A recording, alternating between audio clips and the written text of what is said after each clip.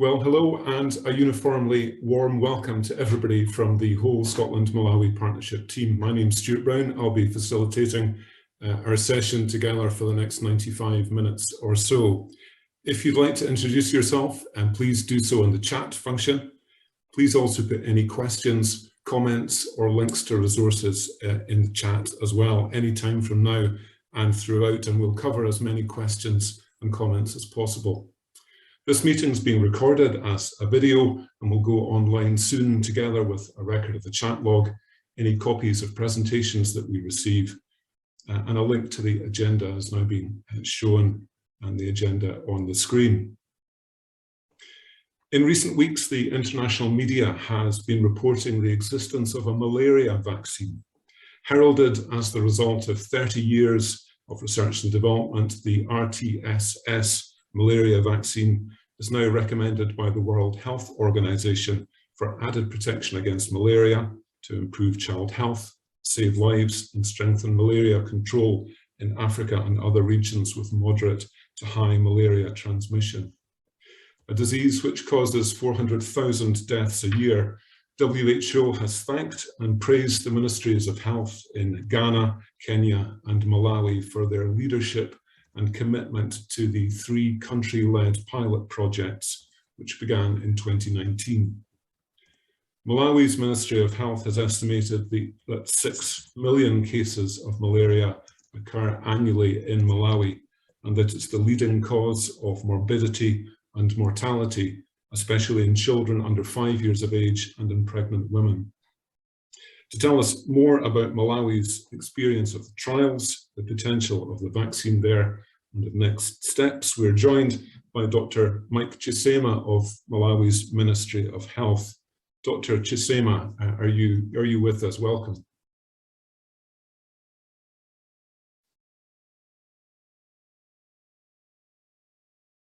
Always slightly tricky to know whether people are with us sometimes when registered in the name of their phone.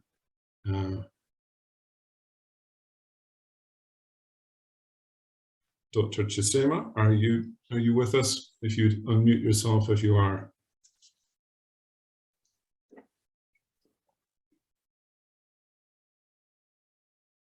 If not, we'll take some liberties with the agenda and we'll move swiftly on to hear about 500 miles.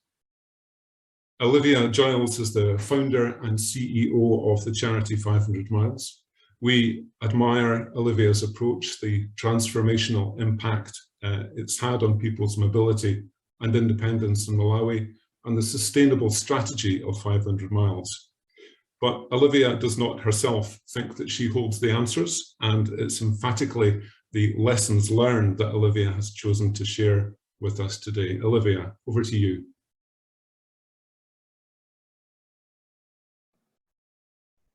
Good morning. 500 Miles started work in Malawi 13 years ago.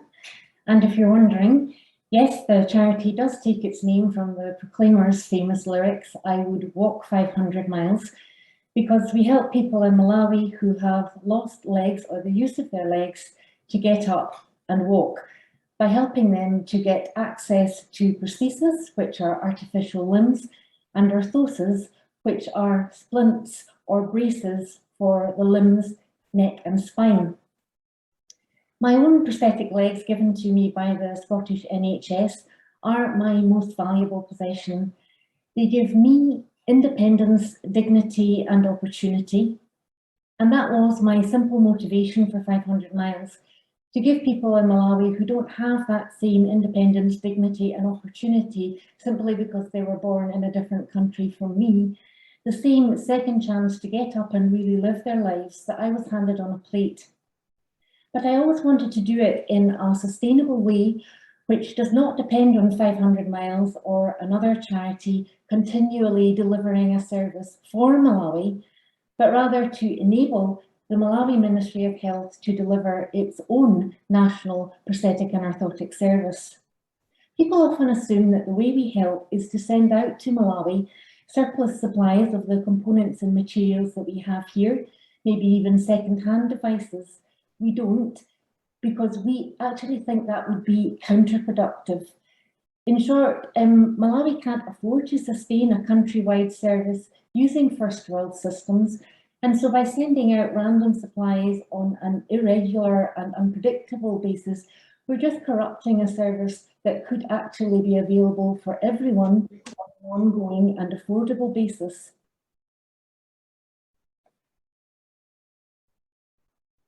So 500 Miles uses a low-cost system to produce prosthesis and orthosis in country using locally available material as much as possible and only importing what we can't actually buy locally. 500 Miles has built and equipped 2 fully functional centres in Malawi, one in Lilongwe serving Central Region and one in Mzuzu serving Northern Region. It was always important to us that our centres were inside the regional tertiary care orthopaedic hospitals so that our services would be fully integrated with the regional orthopaedic care plans. All of our staff have always been Malawian, apart from the expatriate managers.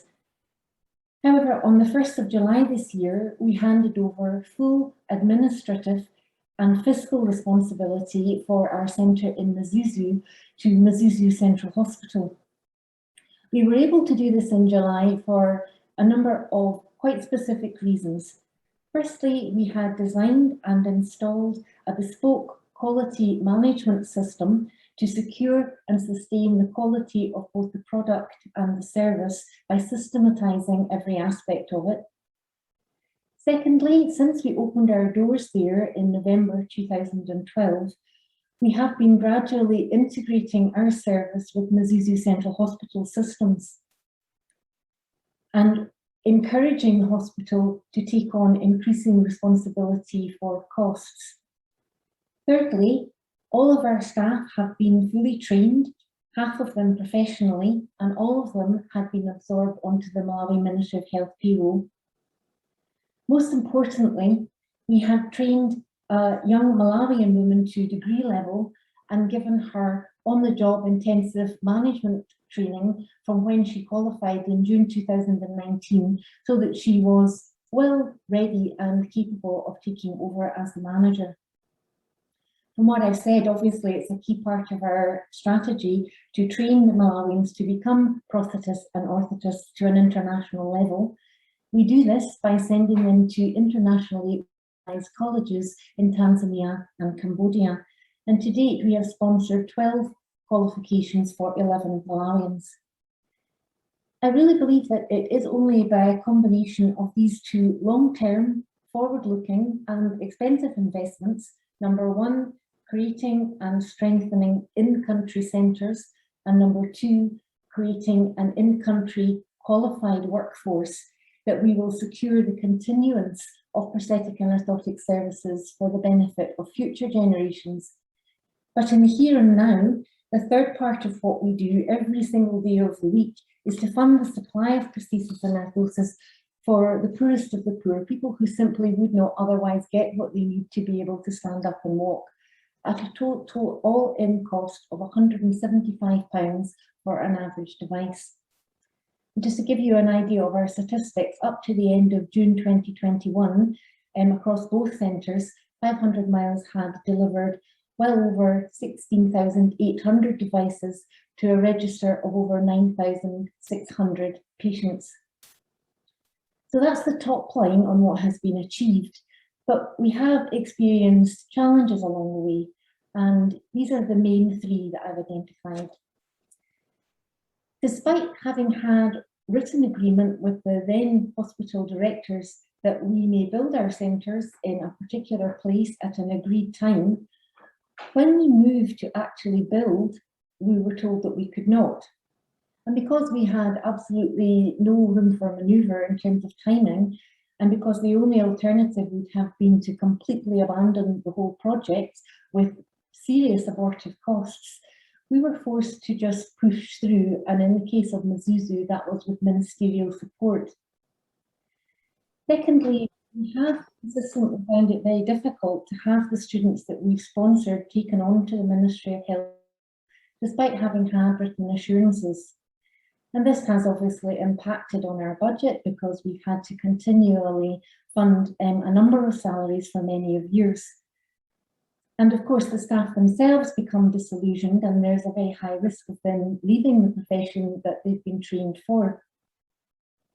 And as a charity, it becomes harder for us to keep investing in new training for the profession in Malawi when we're the only ones keeping to our side of the bargain. Thirdly, despite the fact that we pay our non-ministry employed staff at Ministry of Health rates and we honour Ministry of Health allowance rates, our staff have consistently stolen from us and from patients, and it has been suggested to us from all sides that things would go more smoothly for us in Malawi if we would assist civil servants with their expenses. But the thing which has made me reflect most on what we might have done differently was the response from Mzuzu Central Hospital around the handover of our Mzuzu clinic in July. We had anticipated and offered a substantial period of runoff support, and in particular, we had expected to arrange and even pay for the centre's next stock order to ensure that there was no hiatus in service. So I was shocked and surprised when this offer was very bluntly rejected and we were told simply to be out by the agreed date. Now, obviously, we couldn't have done what we have without a significant level of cooperation from the Ministry of Health, and even more so from the hospitals where we're based. And we are extremely grateful for that. But I am left asking myself where we've gone wrong. My conclusions? I think that with the best intentions and an honest belief that we are doing the right thing in the right way, I do also have to admit that we have very much done things our way, and that we have not fully taken the Malawians we want to work alongside and whom we want to carry on our prosthetic and orthotic services with us in the way that we should have. We have communicated, but I acknowledge that real communication is two-way. And we have really only communicated our plan to Malawi without really listening to what Malawi thinks of our plan. And although we have always worked very strictly on the basis of having upfront agreement on everything, I know that we have moved too quickly on a number of occasions and without discussion and without really checking where the Malawian hearts and minds actually are. We've not asked about any reservations, and we've not asked properly for input or for alternative ideas.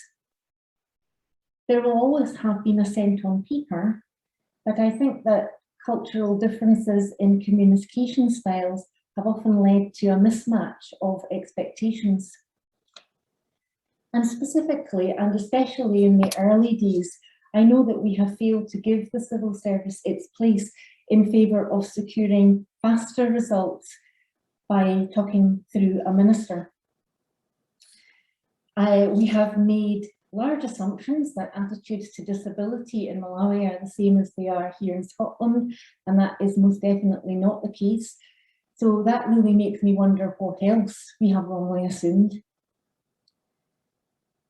The brand 500 Miles itself has been an extremely effective fundraising tool at home, but I'm really starting to think that maybe it would have been better not to have brought 500 Miles as a separate entity to Malawi, because as I've been explaining, we have then had to integrate it with the Malawian hospitals, and when we come up to handover, actually eventually cancel it.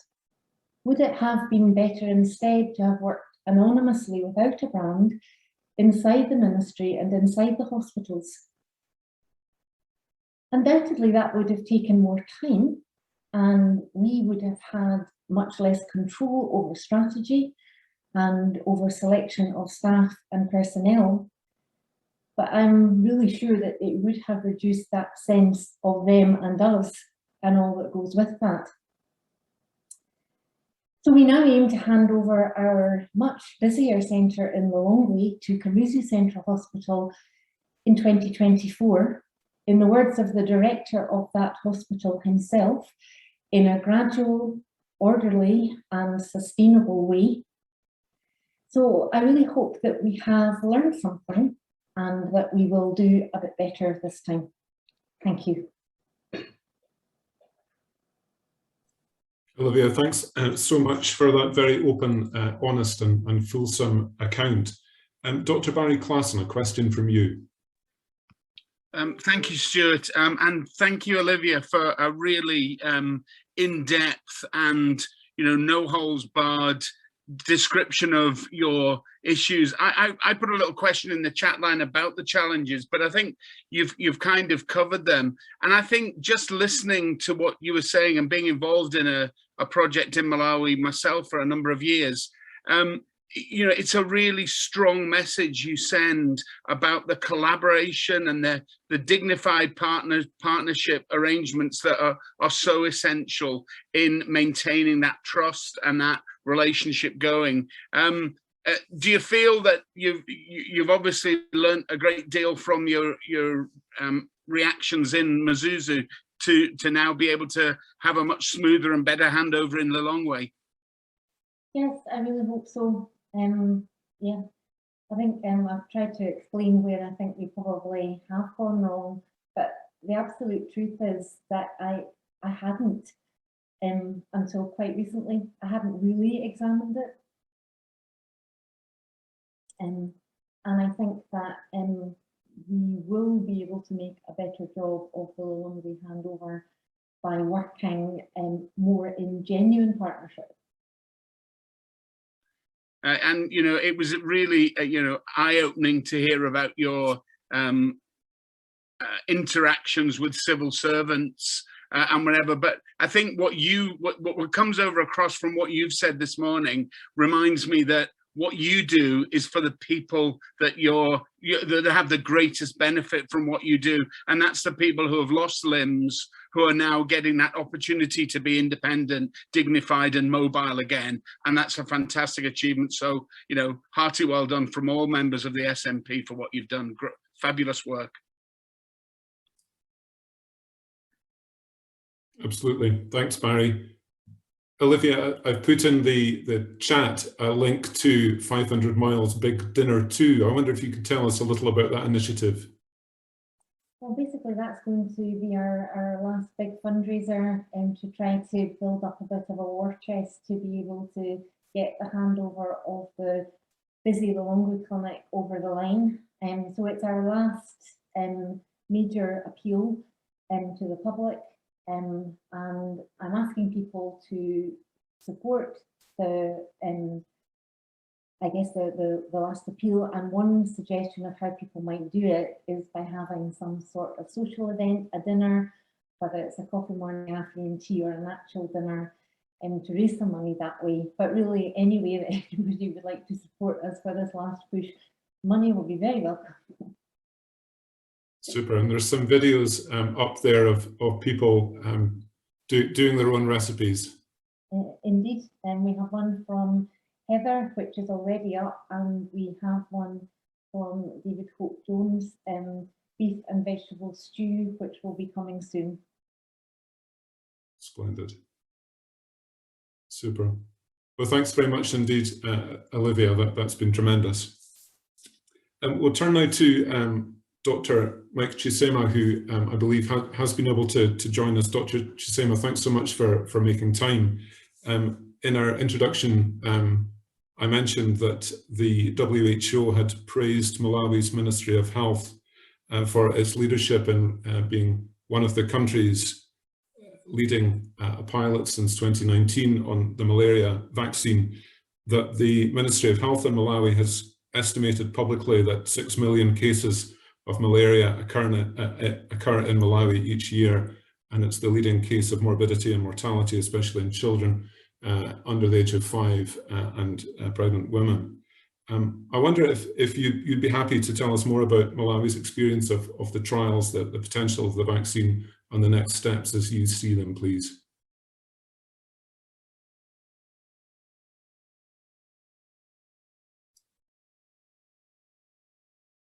If you're able just to unmute Dr. Chisema. Guys, thank you very much. Do I go ahead with the COVID first and we move to malaria vaccine, or? If you'd like to do that, we're in your hands. How do you prefer it happen? Perhaps malaria, if that's okay, but entirely up to you. Thank you. Okay.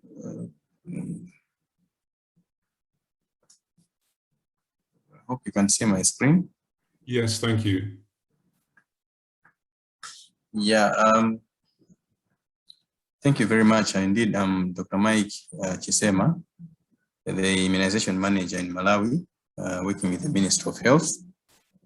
I think my responsibility this morning is just to inform you how we have worked and performed the malaria vaccine implementation program. Over the scientific questions, I think we had some teams that were working on the trial side or the study side, but I'll focus more on how we worked and managed as a program, which ultimately led to WHO's recommendation, something which I think all of us have enjoyed hearing that good news. So I have a few things to share from our perspective as Malawi. So basically, I'll share with you a bit of a background, the coverage, the dropout rate, the vaccine safety issues, but also how we managed to deliver, and maybe some strategies that we've been trying to put in place to improve, because we know it's not yet over. We are running this MVP until 2023. And then some of the challenges. What is important for us to know is Malawi was involved along with the Kenya and the Ghana, basically to answer some of the outstanding questions that malaria vaccine had following the phase 3 trials and the EMA approval. So from the few questions that he needed to answer, the WHO was involved, and he had to look for countries that could participate, and Malawi happened to be one.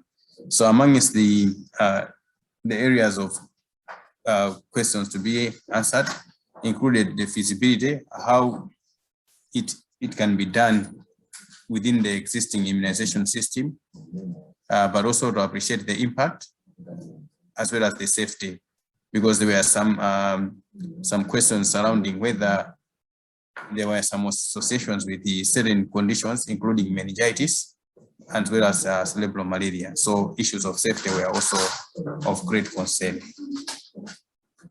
So in Malawi, we introduced the malaria vaccine using RTS-AS01 around April in 2019. It was a first introduction. We started in 11 districts. And we made sure that the publicity was also localized. We did not go flat out on air because we wanted to avoid any contamination, but also to remain focused within the few districts that were involved. And they were also provided in some cluster areas where they were providing clusters, but also others were providing clusters. Okay, and it was being provided along with many other immunization vaccines for Malawi. Cumulatively from January to June, this I'm giving, that is 2021, we had increased our uptake to as much as 92% of malaria vaccine 1, and a total of 87,525 had received MV1 during the period. That is in terms of the absolute numbers, but also malaria vaccine 4, because it's a 4-dose spectrum, we had around 46%, and malaria vaccine dose 4 started somewhere in September 2020. We still have a dropout rate beyond the acceptable of WHO, which is around 10%, but in our case, we are still at 13%.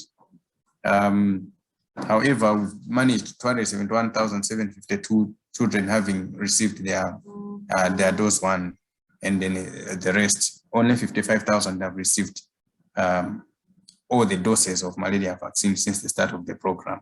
That is MV malaria vaccine 1 to malaria vaccine dose 4. This is just a graph giving us a picture of the coverages so far. As you can see, the black or blue is for MV1, and then the lighter blue or sky blue, something like that, is MV4. You can see the highest we could go with MV4 is around 58. 58%. Was in the same district, they have dose 1 at 80%. But in other places, you would have the dose 1 even up to 104%. Across, we are not doing very well as far as the MV4 is concerned. You can see at national level, it's 92% for dose 1 against 46% for malaria vaccine dose 4. However, this is a massive progress because we have been moving on an incremental trend. Comparatively with the pentavalent 3, which informs us about access and utilization, you can see the red, that's the comparator, as well as the MR1, which is also given a bit later in life, as well as MR2. So these are the comparator vaccines in the routine immunization: pentavalent, measles, rubella 1 and 2. If you see, you realize that MR1, penta and all that, the difference is not as huge. Actually, MR1, which is measles, rubella vaccine 1, is just as the MV1 is almost at the same level. Okay, and of course a drop with MV3 comparatively. However, MV4 is what is also demonstrating a quite huge gap, just as we compared 92% against 46%. But if you see, what we get out of this is somehow it's possible to undertake or to add malaria vaccine into the routine immunization program. Somehow it is descriptively informing us about the feasibility of putting the malaria vaccine into the routine program. These are just districts informing us about the dropout rates. The highest being 20%. This is one of the districts in down south of Malawi. And for your information, some of the participating clusters are also in the hard to reach, most of them. So it's not surprising. One of which is quite an island place where somebody has to use a boat to get there. There's a huge river, Shire River, both sides. But if you see, this 20% that you're seeing is quite a huge drop from when we had started way back. It was quite on the higher side, even others at 40% or so. But at national level, if we average everything, you can only see 13%. Hence, one of the districts is just even around 1%. So the acceptable dropout rate is within 10%. These are just the actual number of children that were vaccinated with RTSS. Of course, all the different doses from dose 1 to dose 4, and across the years from 2019 to 2021. Okay, so total doses is around 760,000 thereabout that have already been provided in the 11 districts of Malawi against 29 districts, because it's a phased introduction. If you see this performance during the period 2019-2021, you can see that malaria vaccine 1 across the years 2019, 2020, 2021 has been on an incremental trend. Yeah, started MV1 56% by 2019, and by 2020 we were at 89%, and obviously by 2021 we have moved to almost 92%, and this is national picture. Similarly, MV2, MV3, and MV4. Yeah, I hope it's clear. And on vaccine safety, we've been following up to make sure that all adverse events following immunization are reported. And so far, we managed to receive a total of 184 adverse events following immunization, but only 60 were reported from RTSS. Only 60 were reported from RTSS. Number of serious adverse events following immunization, there were only 2. And most of them also recovered.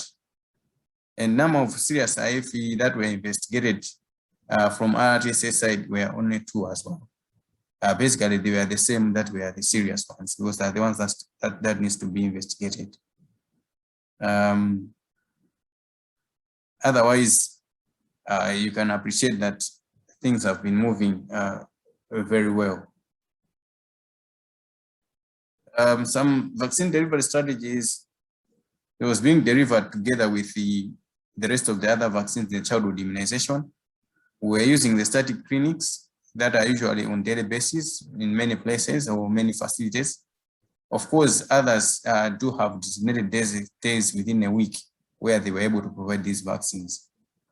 But we also have outreach clinics so that we can reach out to the underserved populations, mostly in the hard to reach areas. Malawi is largely 50%, over 50% in hard to reach area. Our urban population only caters for about 16%, and 84% is in the rural, which are also mostly in the hard to reach. Very few have got good roads, or otherwise it's just a connecting road from one district to the other, but not properly connecting roads that are tarmacked for easy transportation.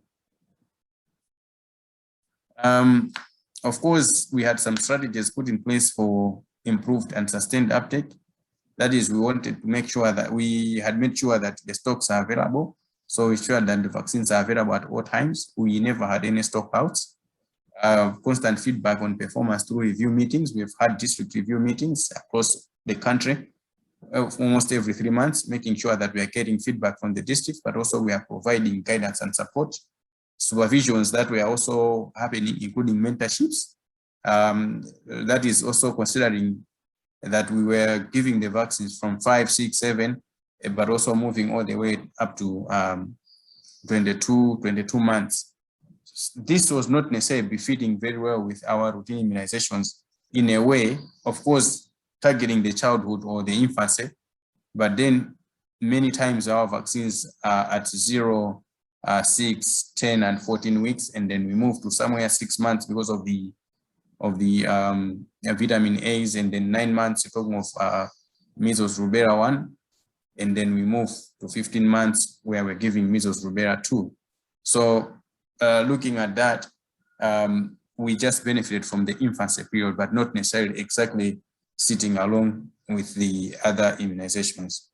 We also managed to do what we call periodic intensified routine immunizations, where we just had to look for these other kids that have not been vaccinated or they are due for their certain doses along the way. So we also had to do that to make sure that we are reaching out to as many people as possible. But also we had to make sure that we are providing job aids as well as guidelines, because some children could be missed because they're coming maybe at a later time than what is been requested. Like you find a child is coming at 6 months, they have never had any malaria vaccine dose at any point in time. So the job aids would guide to say any child who comes anytime after 5 months, but not more than 12 months, should at least be introduced to malaria vaccine dose 1, and then continue with the rest of the other doses.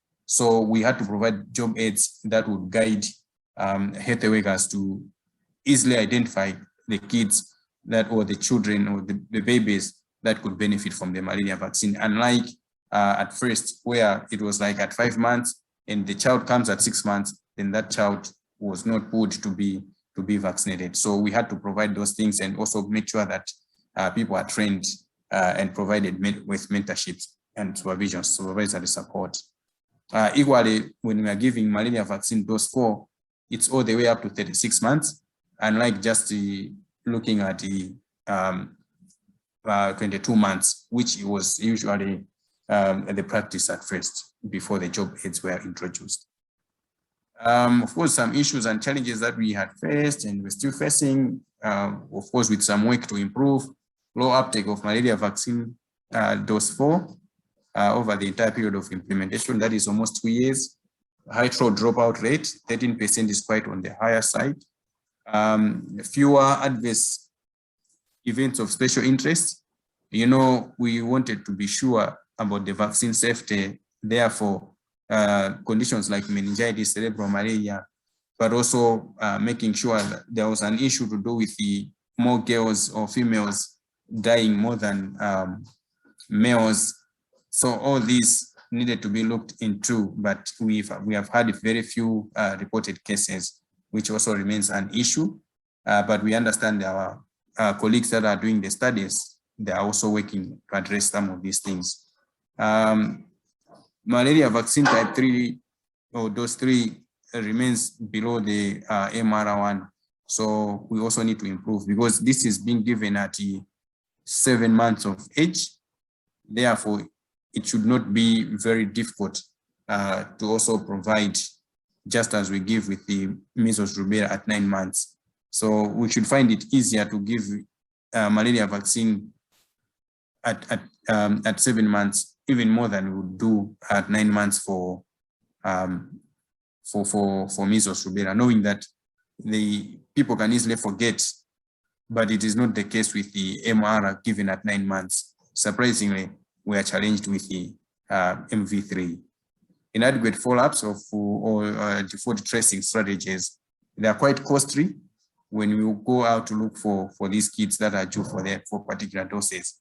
So we need a proper mechanism in place, whether be it electronic or something like that. But working with partners like, in our case, Malawi Health Equity Network, MEHIN, in some places we've had the benefit of default tracing, which also helped to improve using the mother care group models.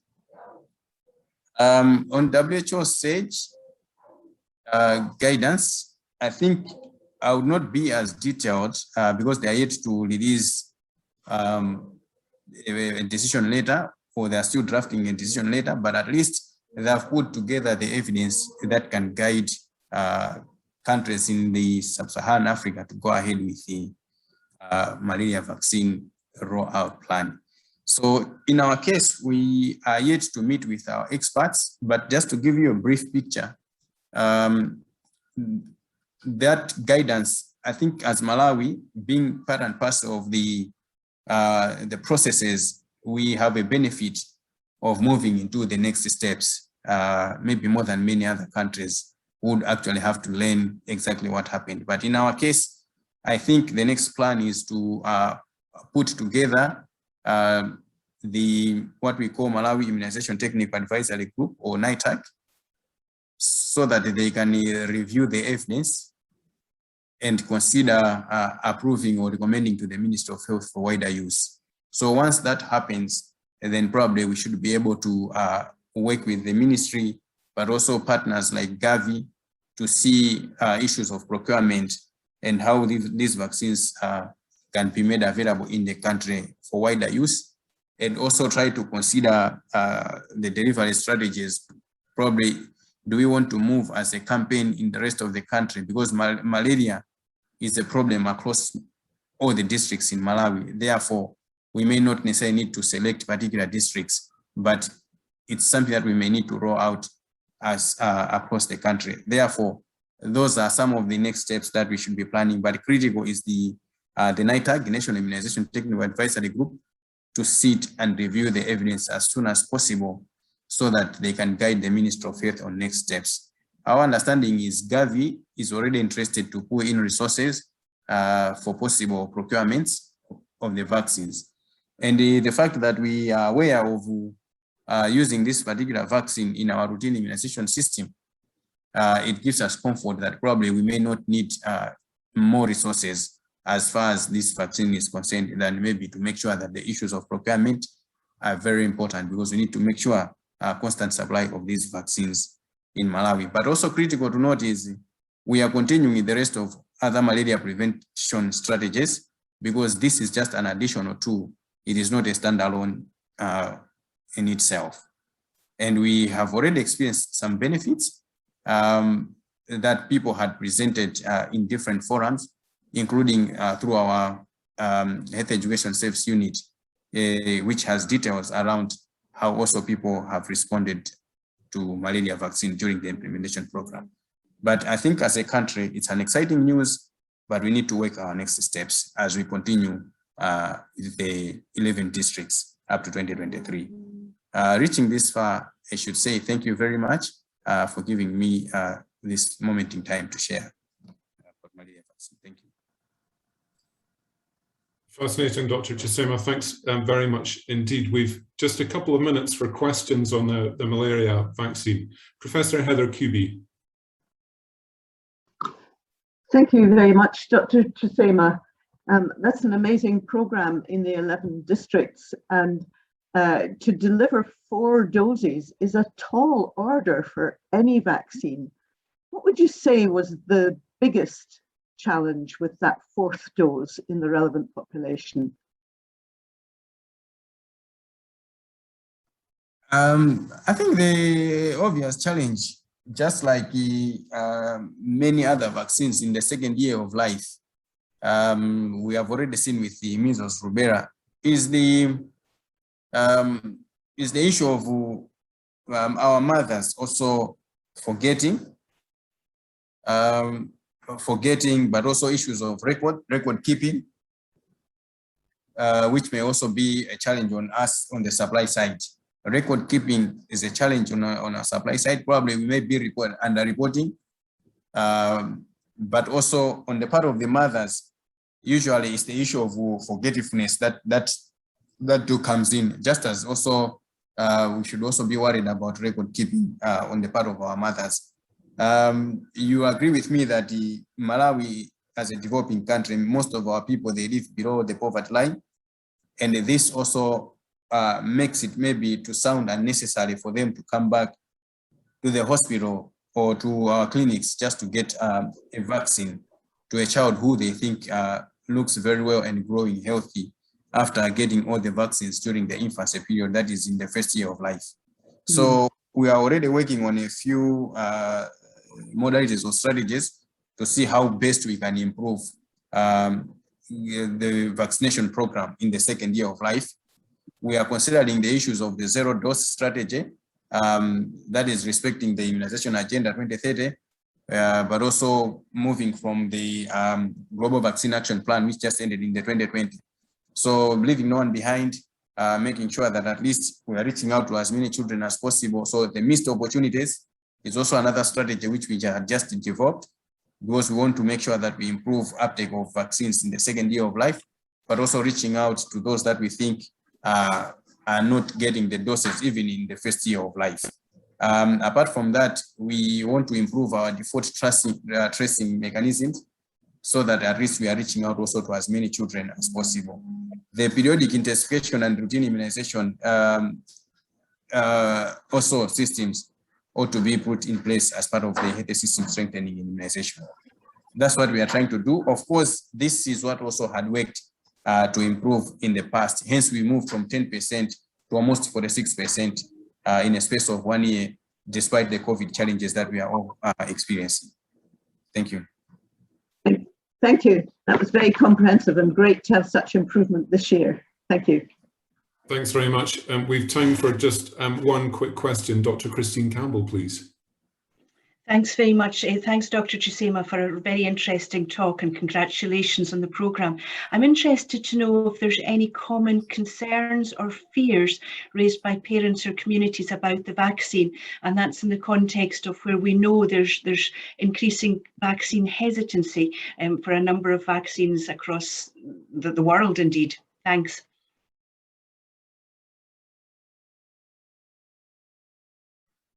I think generally, as Malawi, vaccine acceptance has not been a problem in the past. Okay, that's generally since the introduction of the expanded program on immunization in 1979. I know it was initially or exceptionalized in 1974, but Malawi, I think we picked it up in 1979. So we've been doing very well, and with much improvement over the past 2 decades. The vaccine acceptance has been very good. Most of the vaccines that we've been able to introduce, I think they've received warm welcome by our communities. Of course, we are seeing this big animal of vaccine hesitancy also growing each and every passing day. And we just need to be aware about it, but also finding ways and means of how best we can be dealing with this. I think critical is the issue of social media now that's moving around. I think people are now beginning to appreciate the existence of anti-vaxxers. So it's not strange. We should be moving towards or same like what's happening in the West, because I know you guys in the West has much of that because of access to information and all that, which is just available in the public domain. So it's not a strange thing, but probably we need to make sure that we are aware about it, and we are trying to come in and fill in the gap so that we are not taken by surprise. The challenge is sometimes we wait when things happen and we're trying to become reactionary, but we are working to be as responsive as possible and see exactly what our public health needs and how best we can communicate that to the country. Like in the case of COVID-19, obviously, people have learned quite a lot about the vaccines, and seeing the hesitancy in the adult population, it's likely going to affect the childhood population. We have been able to sustain even our routine immunization services and the coverages, but you could see a bit of drop. It's above the 90% in most of the antigens, but you could see a % drop or something like that. So yes, we should appreciate that this is creeping in, but we have to be responsive and reactionary. So at the moment, we are working on the RCCEs, what we call risk communication and community engagement. That's the best tool that we are having so far to help us address issue of vaccine hesitancy. But we're also trying to make sure that we grow in the area of research, immunization research, so that at least we are using evidence-based approaches. So College of Medicine is one of our strong partners as far as addressing issues of vaccine hesitancy and other immunization-related issues are concerned. Yeah, we want to build on evidence so that at least we have better approaches. Thank you. Thank you so much. Moving to COVID-19, this meeting last heard updates in early August from the Secretary for Health, Dr. Charles Mwansambo, and the co-chair of the Presidential Task Force, Dr. Wilfred Nkoma. We're fortunate to be able to turn to Dr. Chisema for the latest from Malawi on COVID-19. I'll just give you a quick update as well.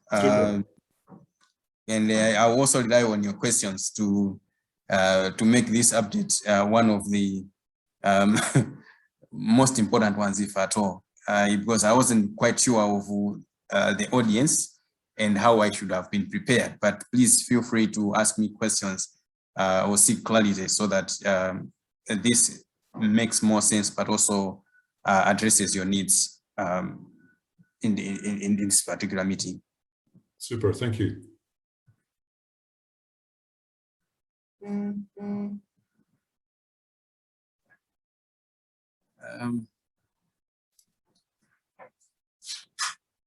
I hope you can see my screen. Yes, thank you. Oh, sorry. Are you still able to see my screen? Yes. Yeah, okay. My apologies, I didn't recognize my professor, but also my principal, then Dr. Mabasa Mipando. Apologies, but he's been a mentor and instrumental in all that which I'm doing here. So it's always important to give respect to whom it is due. So Prof. Mabasa Mipando, thank you very much for giving me this opportunity to interact with the Scottish partners. Thank you very much. I think I can quickly take you through the presentation. I hope you can hear me. Yes, we can, thanks. Thank you. Yeah, Malawi introduced COVID-19 vaccine on 11th March 2021, and this was presided over by the state president as well as his vice president up north, but also in Zomba down south. This followed what we call a national vaccine deployment plan, which we had developed, but also submitted to WHO and other partners in the COVAX platform, and got an approval, and hence we got our first doses around March, and then immediately we launched with the president himself getting the first jab to demonstrate an example. I was also part of that team. Maybe I was the 18th person to get the vaccine, but the president was the first, and his vice up north. The districts are our rolling out units using their health centers, but as well as district hospitals, but also some outreach clinics. So we are providing it in both static and outreach clinics. And recently we have also moved to mobile clinics where we are using vehicles or mobile vans to do that. But we have also had to introduce door-to-door strategies where people are even vaccinated at the point where they are moving bricks and all that, or somebody is in the field doing something. We are able to provide these vaccines. I'm just trying to give you a picture of how much acceptance is going around now than before. So we can even vaccinate somebody at their doorstep, even in the field when they are doing their gardening and all that. Most people are willing to take the vaccine when brought closer to them. Malawi, we are using J&J vaccines, which were introduced later after AstraZeneca vaccine. We are in the process of trying to introduce the Pfizer vaccine. Trainings have just been conducted. Vaccines have improved in terms of its uptake, 6,000 doses per day on average, with, of course, weekends not doing very well. We can go as low as 100 people or so getting vaccinated, but in the course of the week, Mondays to Fridays, we're doing very well. In the country, we have about 5,000 of the 300,000 doses which we received for J&J. These are already within the districts, across the districts. About 380,000 of AstraZeneca vaccines are already in the country, with the barely half of it still being kept at the National Vaccine Store, whilst the half of it is already distributed across the districts. We are using what we call FEFO, first to expire, first out, just to make sure that we do not have any doses that may expire before they can get to the deltoid of the people, of the citizen. So that's the principle that we are using so far.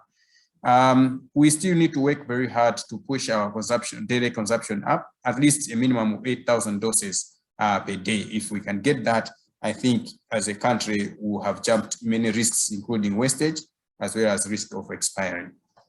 Our procurement remains through the COVAX as our main, and we're also working with the African Vaccine Acquisition Task Team.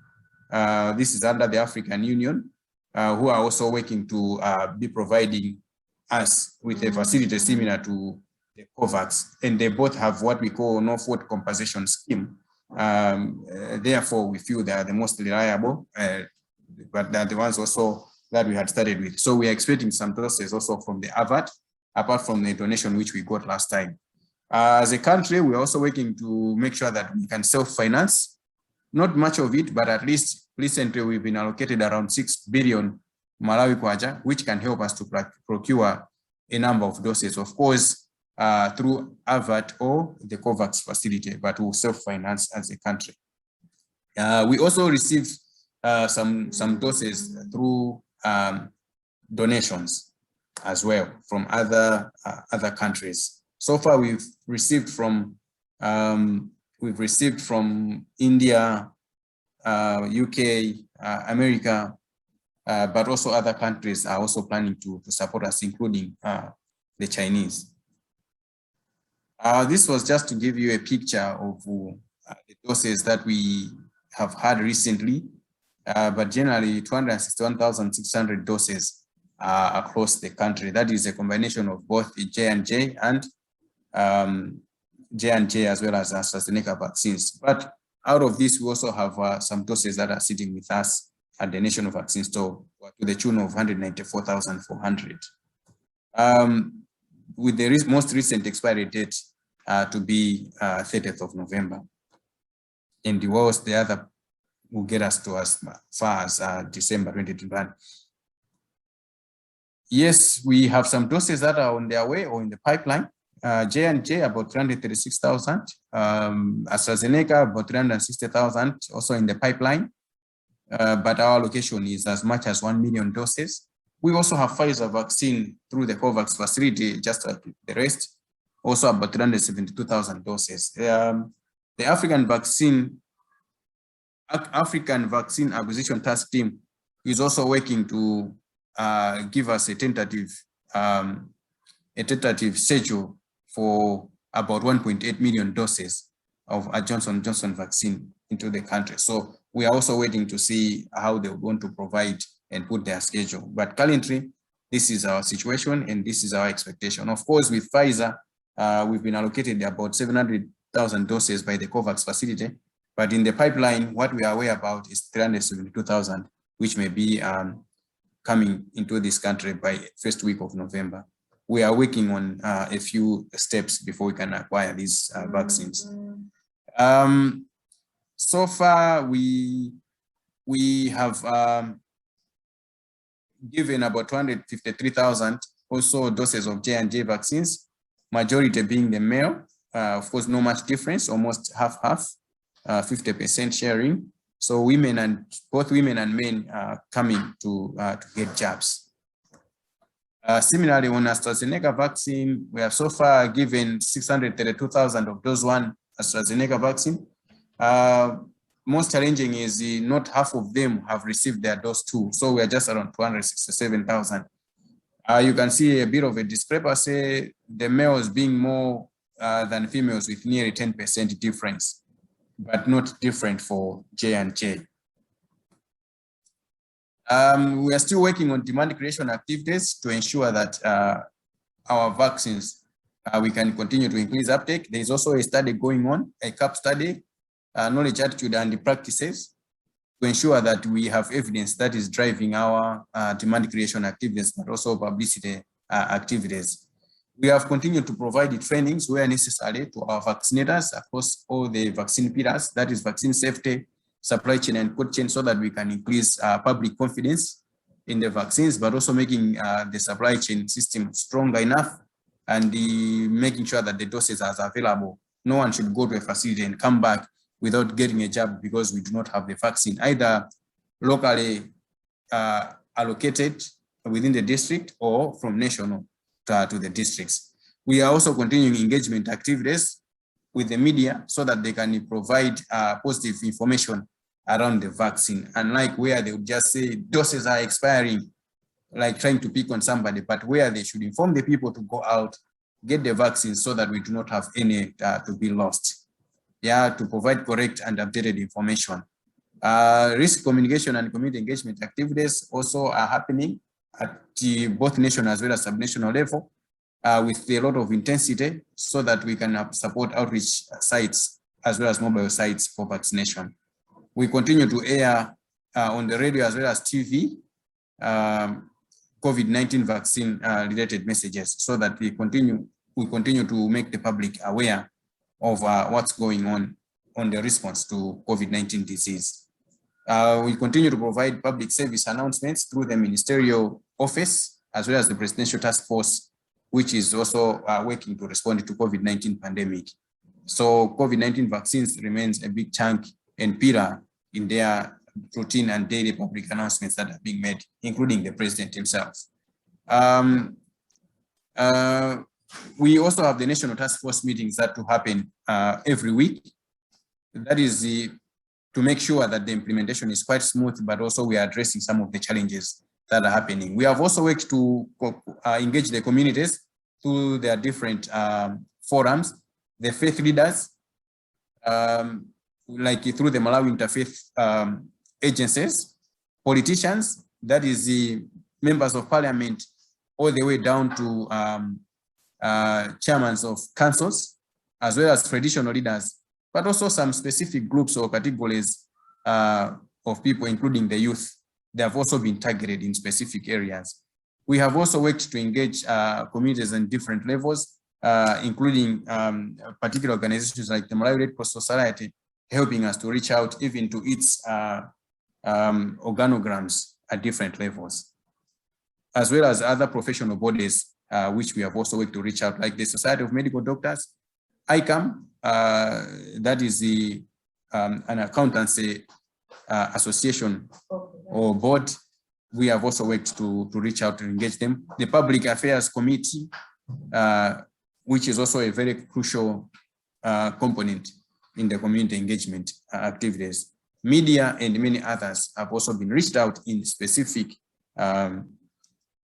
specific forums. Some of the emerging issues is the inclusive of the mobile vaccination approach. It's not an easy thing to do in Malawi, where we can move the vehicles where people are and get them vaccinated. You know, the myths and misconceptions. At first with COVID, people were being stoned and all that, ambulances were being, you know, crushed and smashed by angry mobs because of the misinformation and disinformation, but we have not experienced the same recently with our communities because of the information that has gone out through the different engagement activities that have already taken place. So this has made it comfortable for us to move into the mobile vaccination approach or the door-to-door one. But it's something that we would not do in the past. No one would walk alone and even vaccinate somebody by the roadside. It would be a suicide for him. But things have changed so far, demonstrating that people are beginning to understand what's going on and how best we can increase vaccine uptake. Steady supplies. We had challenges with the vaccines coming into the country, but it has not been the case recently. As you can see, we even have vaccines at the National Vaccine Store, while we have many other vaccines or doses already moved to the district vaccine stores, but also even moved to the implementation sites. So there's a steady vaccine supply, which is also a positive thing on our part, as well as those doses that are on their way coming into the country. Myths and misinformation, they're still rampant, but at least there's a mechanism to deal with them, which is very important. Low risk perception. Now that we are even recording no deaths per day, not many people would want to rush for a vaccine. They would rather engage into their economic activities and many other things. But we need to find ways of trying to reach out to as many people with information so that we can improve on the risk perception, regardless of the outcomes of the COVID disease itself. The other issues include, we have also made sure that we configured the supply chain system on an electronic system so that we can track our vaccines, know that where we need more doses than other places, unlike the manual system, which is also giving us problems on daily basis. We do not want to find any facility being stocked out. So we have moved to make sure that this is quite electronic. We have also made sure that people are taught about the waste management. So we have produced guidelines and protocols to help not generate as much waste, or if at all, waste has to be managed. Knowing that having this vaccination program in place, we are likely to generate more waste. We are also bringing in the cold chain freezers to ensure that Pfizer vaccine can be stored. We also have portable freezers for each district, which can store up to 6,000 doses. And these are -8. They were donated to Malawi by UPS company from the US to make sure that districts can also keep at record demanding vaccines. We are able to provide the COVID-19 certificate now as a country, and it has also been approved in many places, including the UK and Germany. And people, it is on high demand, and we are happy to say that as a country, I think people can freely move in some places, unlike before. Dr. Chisema, thank you so much. I apologize for talking over you. We need to draw to a close, but we very much appreciate your time. Are there any just final remarks on that last slide that you'd like to make? Thank you very much. We have available support across this spectrum of partners that I've put here. Otherwise, thank you very much. Our target population now has moved to 70%, unlike before where we're dealing with 60%. So our target population now is around 13.2 million people, and we want to reach out to as nearly 30% of that, which is around 4 million by end of first quarter 2022, that is March. So we are working to intensify our strategy so that we can reach out to as many people as possible. So far, we have 2.8% people that are fully vaccinated, only 2.8% people that are fully vaccinated, far from 70%. So we need to fill in the gap of 67%. Thank you very much. Absolutely. Thank you very much indeed, Dr. Chisema, and lots of thanks and praise for your presentation in the chat there. There have also been a couple of questions in the chat and at registration, which, if you're okay with this, we'll forward to you and we'll share the responses with all participants after the meeting. But thank you very much indeed for your time. Moving to our final presentation on MalDent, Professor Thank you very much. Thank you very much, Dr. Chisema. Professor Jeremy Bagg is the former head of the University of Glasgow Dental School, recently retired, and Global Health Director for the Royal College of Physicians and Surgeons of Glasgow. Dr. Peter Chimimba is coordinator of the Malawi Dental School project. They and Dr. Mopatsa Mapando, who I think first contacted Jeremy back in 2016, have a wealth of knowledge and a great openness and humility of approach. And I'm thrilled that we're able to learn more from Jeremy and Peter now. Jeremy, over to you. Oh, well, thanks very much indeed, Stuart, and thanks for the kind invitation. Our original plan was that Peter was going to give the presentation, then we would share the Q&A. But we had a pre-meeting this morning and Peter's Wi-Fi connection was terrible. So we decided that I'd quickly run through the slides just to give an overview, and then we'll hopefully spend a bit more time on discussion. I should also add that my neighbour has got builders in this morning just to add to the problems. So if you hear saws and nails and going in, I'm sorry, I can't do anything about that.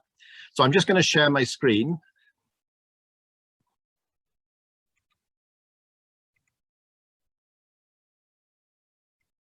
Can you see the screen okay? Yes, thank you. That's great. Okay. Yeah, so this is really definitely a joint presentation between my good friend and colleague Peter, who's really my counterpart in Malawi. But rather like Dr. Chisema, I would really like to say at the outset that none of this would have happened without the vision and leadership and support of Mopatsa Mapando, and I'm delighted he's on the call today. And really it was over a cup of coffee that Mopatsa and I had back in 2016 when he was visiting the University of Glasgow that this all started, and he mentioned that during his principalship he was very keen to push forward with plans for a dental school that could run alongside the very successful medical school at the then College of Medicine, now Kamutsu University of Health Sciences. Now, just to put this in perspective, the need for it. So if we think about Malawi, its population probably nearer 19 million now. It currently has 40 dentists registered at the Medical Council of Malawi. Compare that with the UK, 35,000 in 2018. And you can see straight away the serious issue around access. But there's also a further inequity because many of those dentists, in fact, most of them work in private practice in the cities, as shown in this nice picture of my hotel room on the left of the screen, whereas obviously the majority of the population live in rural areas where access is virtually non-existent. So we started working on this from 2016, but it was really in 2018 where we were successful in gaining one of the Scottish Government large Malawi grants, which has provided 1.3 million over 4.5 years, with two main purposes. One was to establish an undergraduate dental degree program within Malawi. And the other, which in my view is equally important, was to work with the ministry and other stakeholders to develop a national health strategy, because there's no point in training dentists if they then graduate and don't have any sort of structure within the country to work within. And the key element of the oral health strategy is that it's very much based around prevention as opposed to the curative approach, which has been the hallmark of dentistry in the West, and which we now need to move away from, and to capitalize, if possible, on the fantastic Scottish Child Smile programme, which has been such a success, and to develop a version of that that would be applicable in Malawi. So a lot of work went on over a period of about 6 months to develop the new BDS curriculum, lots of stakeholders involved. We included groups like the Medical Council of Malawi, as well as the Ministry, Wits University, University of North Carolina, and this was done very much in collaboration, but huge amounts of work behind the scenes by Peter, Nyengo Makandawiri, and all of the academics at the then College of Medicine. And the upshot of that was that on the 21st of March 2019, the Senate of the university approved the curriculum plan that we had put together. And as a result of that, Malawi welcomed its first ever Bachelor of Dental surgery students in August 2019. That was a really joyous launch event. I remember standing up at the lectern and actually feeling really quite emotional speaking at that event. And here are the first students. And you can see Dr. Mopatsu Mapando here beaming in the middle of the students. Here's Peter Chamimba, Wiston Mukiwa, James Machenga, the Malawian who we've been able to appoint as Malawi's first head of a dental program. So great news.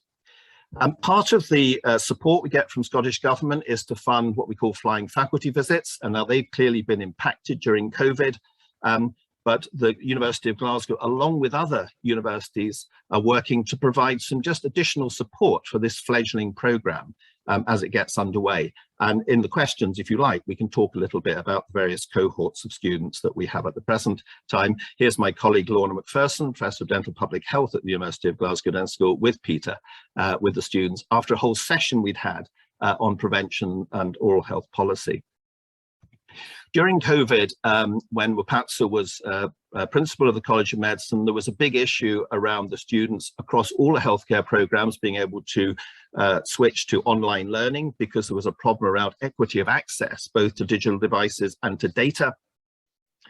And with the great support of Scottish Government, we were able to reprofile some of our MalDent grant money towards buying some digital devices. And in fact, Scottish Government topped that up very significantly, so that the 250 or so students who didn't have access to devices got devices, and then online learning could open up.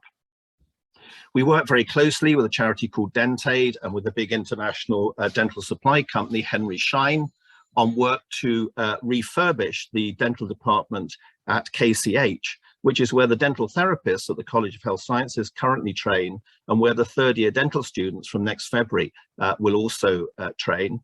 Here we've got a technician from Henry Schein, who the company provided free of charge for a week, working with students from the Malawi University of Science and Technology, who were biomedical engineering students, on the installation of some of these refurbished chairs that were provided by the dental hospital in Glasgow. There were about 14 chairs that were no longer required, really good chairs, donated by the health board. The other big piece of work is that while there's a unit at KCH that we can use to train clinical dental students, in Blantyre there isn't. And so we needed a clinical dental training facility on the campus there. And for a variety of reasons, that clinical dental training facility is being included in plans for a new student hub, which will contain significant amounts of generic teaching space that will benefit all healthcare students on the campus. The MalDent grant will fund the design work, or much of the design work, obviously not the construction. And we linked up with Professor Chris Platt, who's the Mackintosh Professor of Architecture at the Glasgow School of Art. And he, together with a couple of his senior students, and I flew out, and we had a really good workshop with colleagues on the Blantyre campus, together with staff and students from the Polytechnic there, where they teach architecture. And that was a really good learning experience for all. And then subsequently, we went through a full procurement process and identified a consortium, including Chris Platt, but led by John McCaslin and partners, to design this new facility. They've worked closely with MOD architects, architecture practice in Blantyre, which knows the campus well. This was where we were in October 2020. A lot of work still ongoing. MPATSA has managed to secure $5.2 million together with colleagues from the World Bank, and we hope we'll be able to get phase 1 of this project underway relatively soon.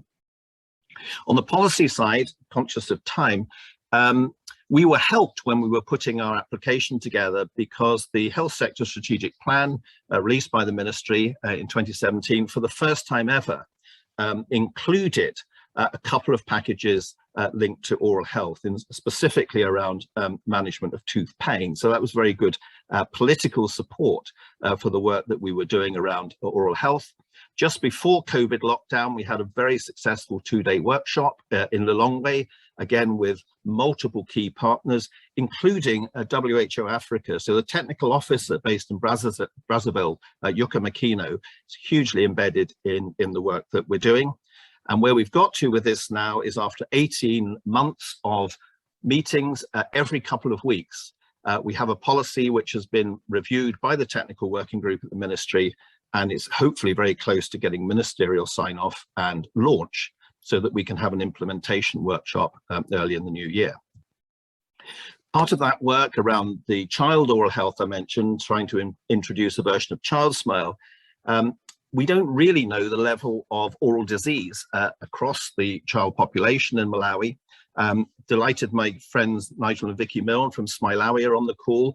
They led a pilot project in the north of Malawi in 2018 with some of our elective students, and did a pilot which has been very helpful in allowing us now to plan properly a national child oral health survey. And we've had additional funding from the Borrow Foundation of $75,000 to run that. And that will be actually undertaken by therapists who are Malawian. We also, as a result of a Scotland-Malawi partnership AGM, and in specifically the marketplace, we linked up with the guys at Strathclyde, Bob Kalin and his team, the Water Futures Project, and out of that, a very interesting research partnership has emerged in relation to fluoride in groundwater. And because of the underlying geology in Malawi, there is huge variation in groundwater. And so fluorosis is a particular problem in certain areas, but no fluoride is a problem in others in relation to carie susceptibility. And we've had a really nice piece of work recently published in the journal Water linked to that. So thanks, Scotland-Malawi Partnership, for that great collaboration you helped to set up.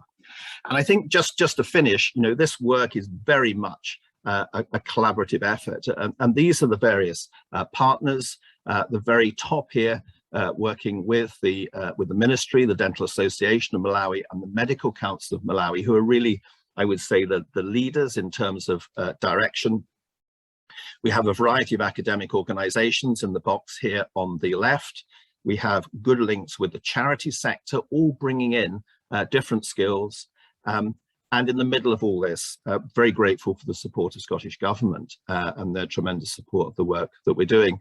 And I always like to include this very happy slide from Ben McPherson's visit to Malawi in 2018, when he came along, was very supportive of the work we were doing on oral health. Here, Peter and I on one side, MPATSA and Ben McPherson on the other. And a lot has happened since that visit. And just finally, Stuart asked me to mention this, that when it was clear there was going to be a BDS program and the Senate had agreed the curriculum, I spoke with MPATSA, Peter and others in Malawi about how we from Scotland could work together to help support this program with resource. And I thought maybe books for the library, this kind of thing. And what they suggested was that we tried to raise money to allow them in Malawi to set up what's called a dentist-to-dentist fund, which would mirror the medic-to-medic fund, which currently exists, to help support needy students on the program. So I'm a real newbie. I hadn't realized how difficult and complex running a charity is.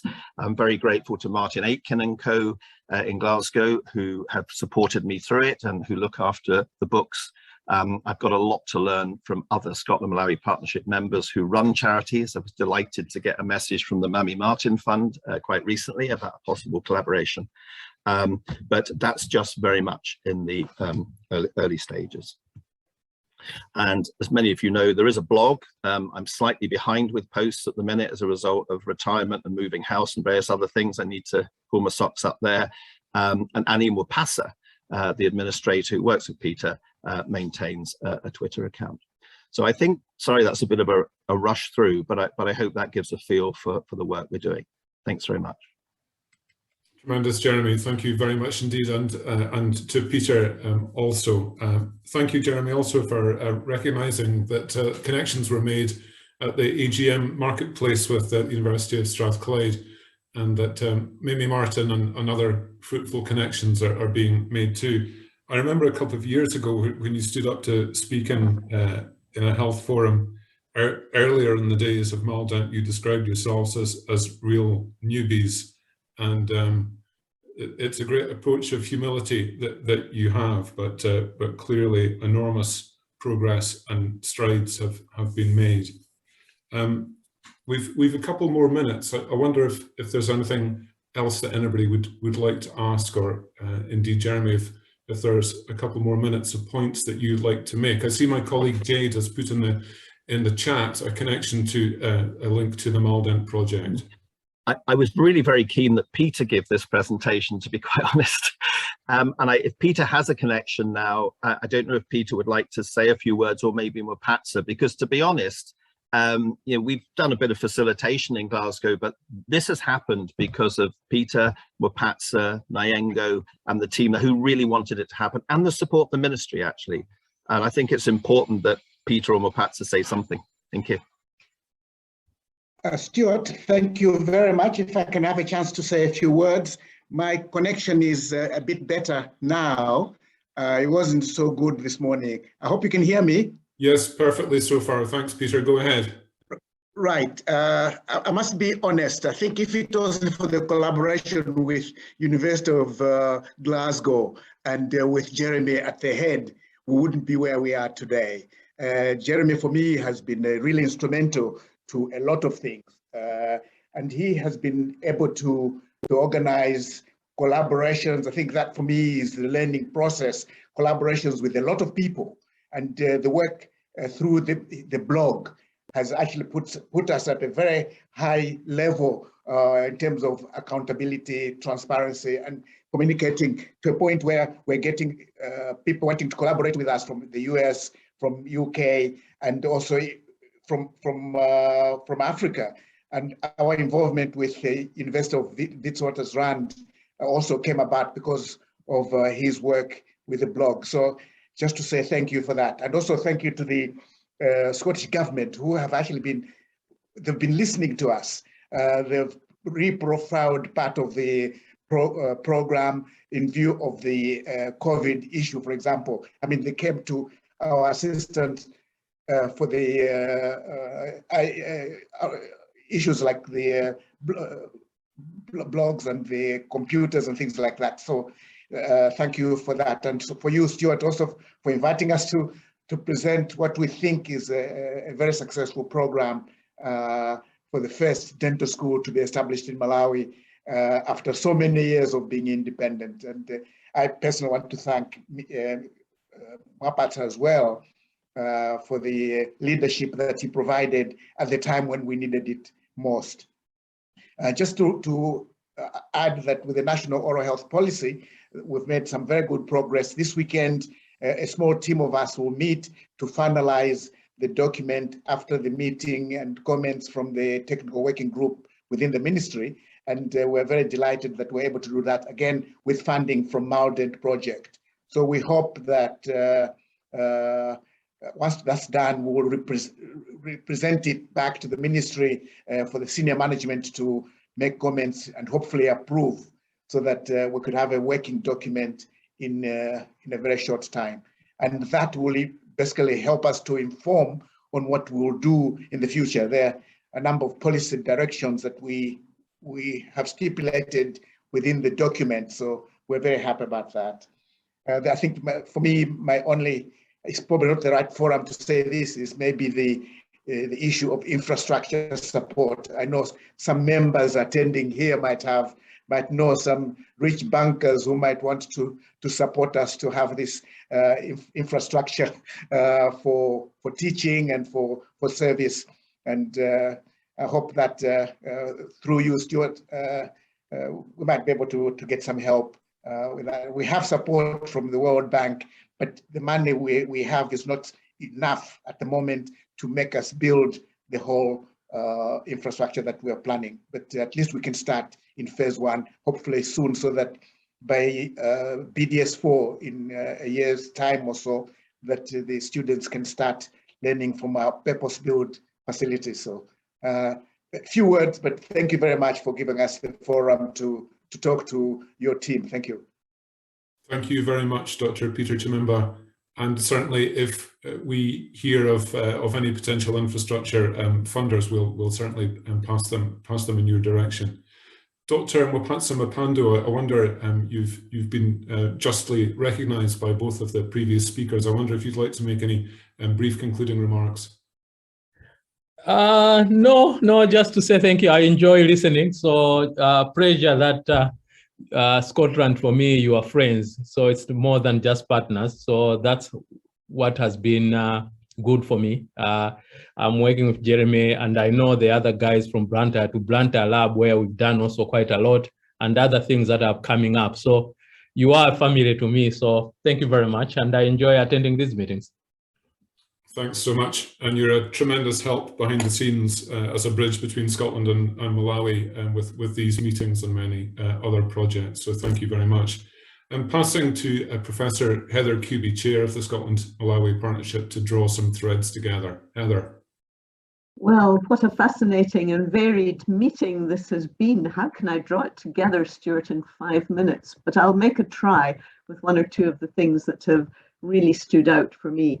Let me change the order slightly and talk first about Dr. Chisema's 2 talks. It was so kind of him to be willing to give 2 back-to-back.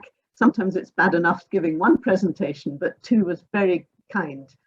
And it was fascinating to hear first of all about the malaria vaccine trial in the 11 districts so far, which started in 2019 and goes on to 2023, reaching well over 270,000 children with at least 1 dose. It's really impressive, and figures show that the things are improving year on year. And hopefully rollout by 2023 will be possible. However, I'm staggered by the idea of being able to deliver 4 doses of any vaccine in a relatively short time. No wonder there is some drop off, and I'm afraid I think that would happen in any country, including Scotland. He then turned to the COVID-19 update, and obviously these meetings have had a COVID update at every one, and it has been really instructive and sometimes even mind-blowing to see the differences between Scotland and Malawi. But thinking about the vaccine uptake in specifically, the use of the Johnson & Johnson 1-dose vaccine and the AstraZeneca 2-dose vaccines, currently reaching approximately 6,000 doses a day, Monday to Friday, but actually getting to a doorstep or a field. My goodness me, that is impressive. And again, could not happen here. It's good that there is such interaction between so many organizations in Malawi to increase both the provision and the uptake to get to that target of 70%, an ambitious target indeed. It's also good to know that there's much more acceptance of the COVID vaccine than there was at the beginning, and that there's a steady vaccine supply from Malawi. But that recognition to maintain the momentum is really important. And nevertheless, I think, with no deaths per day, a statistic of which we're very envious, that reduction in risk perception as a consequence brings its own challenges. We do hope that Malawi will continue to reach more people, and wish you the very best of luck and support in reaching your target, Dr. Chisema. Thank you. Let me then turn to Olivia, who stepped in to speak first when there was a little technical problem. And what an inspirational talk Olivia gave, as she always does. It was also an honest assessment over 8 years of working in Malawi to establish sustainable services in prosthetics and orthesis. What a lot of hard work and commitment from Olivia herself over all those years, and also from her team. It shows amazing determination. And it's sad that the challenges have at times been so counterproductive. We do hope that in the final transfer of the unit in Lilongwe in 2024 will provide a satisfying climax to a fantastic programme which has helped many Malawians to walk and trained many other Malawians to look after them in the future. Thank you, Olivia. And finally, to the MalDent Project. Thank you to Professor Jeremy Bagg and to Peter Tchimba for what is an amazing programme. We started out with two, let's say, relatively simple aims of providing the first dental undergraduate course in Malawi, but also an oral health strategy for all of Malawi, and has expanded. There's so many different elements now in this comprehensive programme with such different partners, whether it's from the academic, the ministry, the commercial ministries and commercial sides, all playing a part to enable this programme to be established. It's crossing silos in a way that we know is vitally important to make the interactions we have as Scotland-Malawi partnerships really effective. And there's much that we can all learn from them. So the very best of luck to Jeremy and Peter and their growing team over the years ahead in this programme. Thank you to Stuart for chairing the programme as all the setting it up and chairing it, because the setup actually involves quite a lot of work to ensure everyone can be available at the same time and to keep us roughly to time. In fact, pretty nearly to time today. That's fantastic. Thank you to all the support people in the Scotland-Malawi partnership. This is a prime example of partnership in action for which the SMP is well recognised. Thank you all for attending.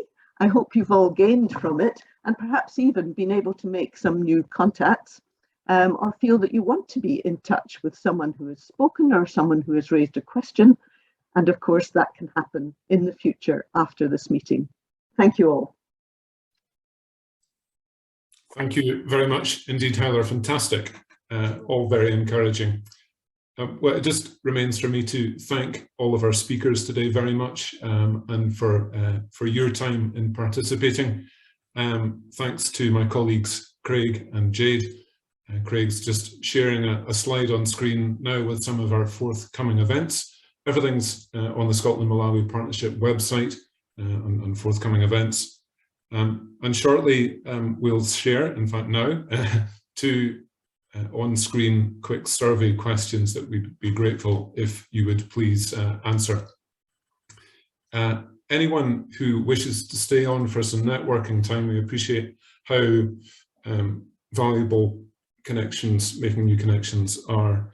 Anybody who'd like to stay on for some networking time for say up to half an hour is very welcome to do so. We'll keep the live Zoom link going for networking. But for now, I declare this meeting closed. Thanks very much and take care.